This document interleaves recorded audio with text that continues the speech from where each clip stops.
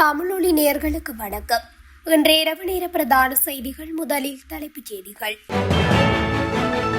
இலங்கையில் மீண்டும் அதிகரிக்கப்படவுள்ள எரிபொருள் விலை, அமைச்சரின் புதிய தகவல்.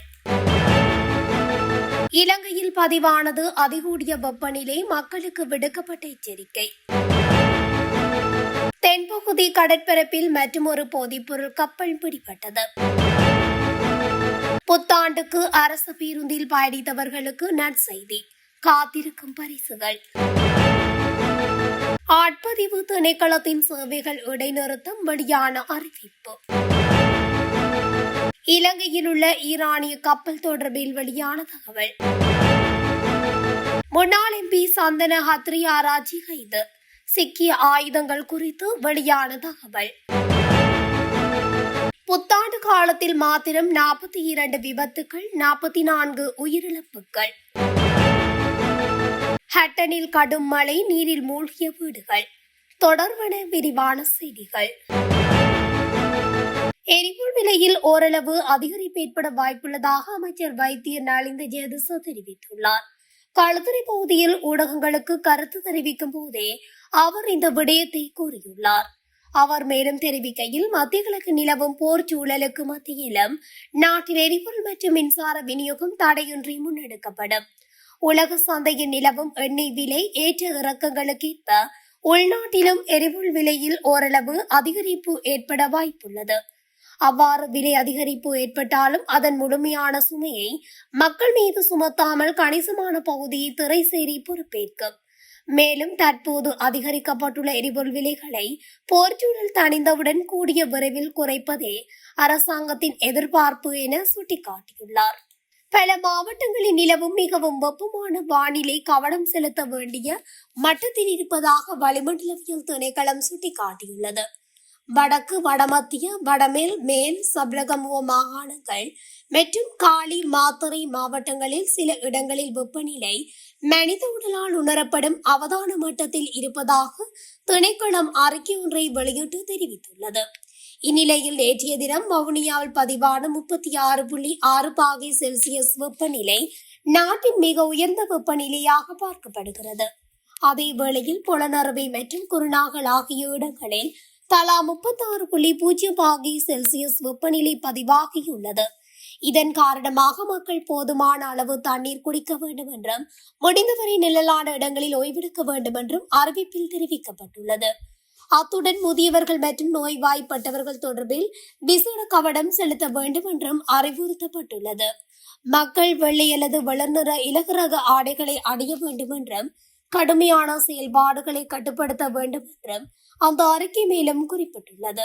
இலங்கையின் தெற்கே ஆழ்கடலில் மேற்கொள்ளப்பட்ட ஒரு சிறப்பு நடவடிக்கையின் போது போதைப்பொருள் கடத்தல் கப்பல் என சந்தேகிக்கப்படும் உள்ளூர் பல நாள் மீன்பிடி கப்பல் ஒன்றும் அதனுடன் 4 சந்தேக நபர்களும் கடற்படையால் கைப்பற்றப்பட்டனர்.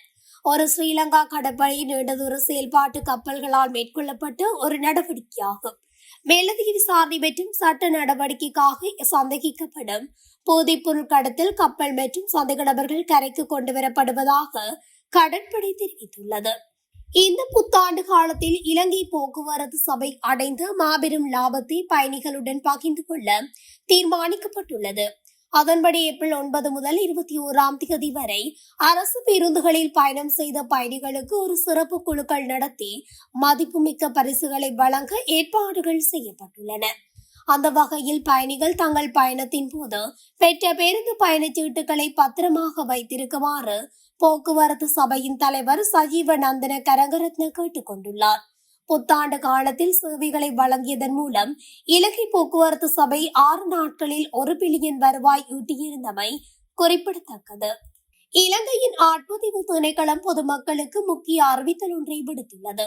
கணனி கட்டமைப்பில் ஏற்பட்டுள்ள தொழில்நுட்ப சிக்கல் காரணமாக நாளை பொதுமக்களுக்கான எந்தவித சேவைகளும் முன்னெடுக்கப்பட மாட்டாது என அந்த திணைக்களம் அறிவித்துள்ளது. அதன்படி கொழும்பு பத்திரமுல்லையில் தலைமை அலுவலகம் மற்றும் நாடளாவிய ரீதியில் உள்ள ஏனைய பிராந்திய அலுவலகங்களிலும் நாளை பொதுமக்களுக்கான சேவைகள் முன்னெடுக்கப்படாது என தெரிவிக்கப்பட்டுள்ளது. எனவே தமக்கான சேவைகளை பெற்றுக் கொள்வதற்காக நாளைய தினம் தமது அலுவலகங்களுக்கு வருகை தர வேண்டாம் என ஆட்பதிவு திணைக்களம் அறிக்கை ஒன்றினூடாக பொதுமக்களிடம் வேண்டுகோள் விடுத்துள்ளது. கணினி கட்டமைப்பில் ஏற்பட்டுள்ள சிக்கல் நிலை தொடர்பில் தற்போது ஆராயப்பட்டு வருவதாகவும் அந்த திணைக்களம் சுட்டிக்காட்டியுள்ளது. இந்நிலையில் விரைவில் அதனை சீர் செய்ய நடவடிக்கை எடுக்கப்பட்டுள்ளதாகவும் ஆட்பதிவு திணைக்களத்தின் அறிக்கையில் தெரிவிக்கப்பட்டுள்ளமை குறிப்பிடத்தக்கது. பல வாரங்களாக கொழும்பு துறைமுகத்திற்கு வெளியே தரித்து நின்ற ஈரானிய விநியோக கப்பலான IRIS புஜேர் தனியார் நிறுவனம் ஒன்றின் இழுவை படகு மூலம் திருகோணமலைக்கு கொண்டு செல்லப்பட்டது. கடந்த செவ்வாய்க்கிழமை காலை ஈரானிய கப்பல் திருகோணமலை துறைமுகத்திற்கு கொண்டு செல்லப்பட்டுள்ளது. இந்த நடவடிக்கைகளுக்கு உதவுவதற்காக 8 தொடக்கம் 10 வரையிலான ஈரானிய மாலுமிகள் கப்பலில் இருப்பதாக பாதுகாப்பு பிரதி அமைச்சர் அருண் ஜெயசேகர தெரிவித்துள்ளார்.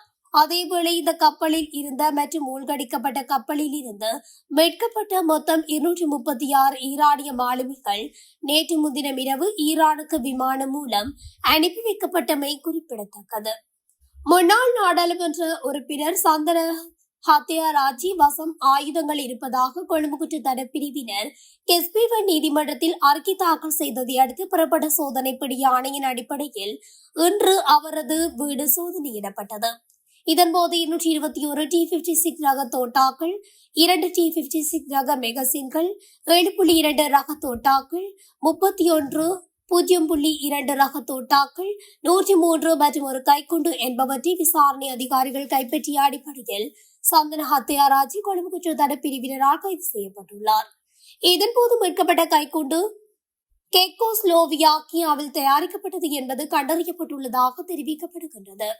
அத்துடன் கொழும்பு குற்றத்தடுப்பு பிரிவின் அதிகாரிகள் சந்தன ஹத்தியாராஜியின் வீட்டில் முன்னெடுத்த மேலதிக சோதனைகளின் போது அங்கு பதிவு செய்யப்பட்ட 4 துப்பாக்கிகளும் கைப்பற்றப்பட்டுள்ளன. அவற்றில் ஒரு துப்பாக்கி சந்தன ஹத்தியாராஜியின் பெயரிலும் மற்ற 3 துப்பாக்கிகள் அவரது மனைவியின் பெயரிலும் பதிவு செய்யப்பட்டுள்ளமை தெரிய வந்துள்ளது. இவ்வாறு மீட்கப்பட்டவையில் 2 சொட்கன் ரக துப்பாக்கிகளும் 29 மில்லிமீட்டர் ரக துப்பாக்கிகளும் அடங்குகின்றதாக சுட்டிக்காட்டப்பட்டுள்ளது. சந்தன ஹத்தியாராஜி வசம் இவ்வளவு பெரிய தொகையிலான ஆயுதங்கள் இருப்பதற்கான காரணத்தை கண்டறிய கொழும்பு குற்றத்தடுப்பு பிரிவினர் தனியான விசாரணைகளை ஆரம்பித்துள்ளனர். கொழும்பு பிராந்தியத்துக்கு பிற்பாடு பிரதி காவல்துறை அதிபர் நிசாந்த சொய்சாவின் மேற்பார்வையின் கீழ் கொழும்பு குற்றத்தடுப்பு பிரிவினர் இச்சம்பவம் தொடர்பான விசாரணைகளை முன்னெடுத்து வருகின்றமை குறிப்பிடத்தக்கது.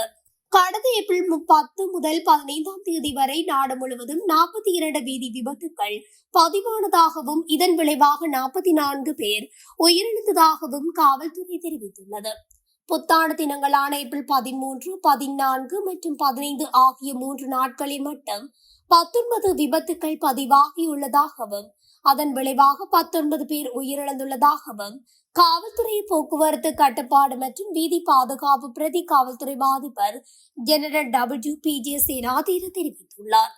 வாகன வகைகளின் அடிப்படையில் விபத்துகளை பகுப்பாய்வு செய்ததில் அதிகபட்சமாக 16 இருசக்கர வாகன விபத்துக்கள் பதிவாகியுள்ளதாக அவர் தெரிவித்துள்ளார்.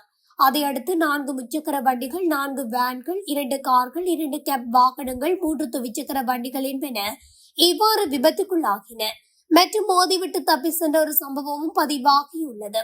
2025ஆம் ஆண்டின் முதல் 3 நாட்களில் 25 விபத்துகளும் 26 உயிரிழப்புகளும் பதிவாகி இருந்த நிலையில் இந்த எண்ணிக்கை இந்த ஆண்டு 19ஆக குறைந்துள்ளது. இந்த விபத்துகளுக்கு மது அருந்திவிட்டு வாகனம் ஓட்டுவதை முக்கிய காரணம் என கண்டறியப்பட்டுள்ளது என்றும் போக்குவரத்து கட்டுப்பாடு மற்றும் வீதி பாதுகாப்பு பிரதி காவல்துறை அதிபர் குறிப்பிட்டுள்ளார். ஹட்டன் பகுதியில் பெய்து வரும் பலத்த மழை காரணமாக கால்வாய்கள் நிரம்பி சில வீடுகள் கழிவு நீரில் மூழ்கியுள்ளதாக பொதுமக்கள் குற்றம் சுமத்துகின்றனர். குறிப்பாக ஹட்டன் MR டவுன் பகுதியில் முறையாக பராமரிக்கப்படாத கால்வாய் அமைப்பு காரணமாக மழைநீர் மற்றும் கழிவுநீர் கலந்து வெளியேறி அந்த பகுதியில் உள்ள பல வீடுகள் நீரில் மூழ்கியுள்ளன. இதன் காரணமாக மக்கள் கடும் சிரமங்களுக்கு உள்ளாகியுள்ளதுடன் டிக்கோயா நகர சபையின் அதிகாரிகளின் கவனஈனமே இதற்கு காரணம் எனவும் குற்றம் சுமத்துகின்றனர். மழைக்காலங்களில் ஒவ்வொரு முறையும் இத்தகைய நிலைமைகள் உருவாகுகின்றன என்றும் இதுகுறித்து பலமுறை அதிகாரிகளை அறிவித்த போதிலும் இதுவரை நிரந்தரமான தீர்வு எதுவும் வழங்கப்படவில்லை என்றும் மக்கள் தெரிவிக்கின்றனர். இதேபடி ஒரு சில பகுதிகளில் சட்டவிரோத கட்டிடங்கள் கட்டப்பட்டுள்ளதனால் கழிவு செல்வதற்கு வழியின்றி இவ்வாறான நிலை ஏற்படுவதாகவும் சட்டவிரோத கட்டிடங்கள் குறித்தும் முறையற்ற கட்டிடங்கள் குறித்தும் ஹட்டன் டிக்கோயா நகரசபை எவ்வித நடவடிக்கையும் எடுக்கவில்லை எனவும் மக்கள் குறிப்பிட்டுள்ளனர். எனவே இதுகுறித்து பொறுப்பு வாய்ந்தவர்கள் உரிய கவனம் எடுக்க வேண்டும் என பொதுமக்கள் கோரிக்கை விடுத்துள்ளனர்.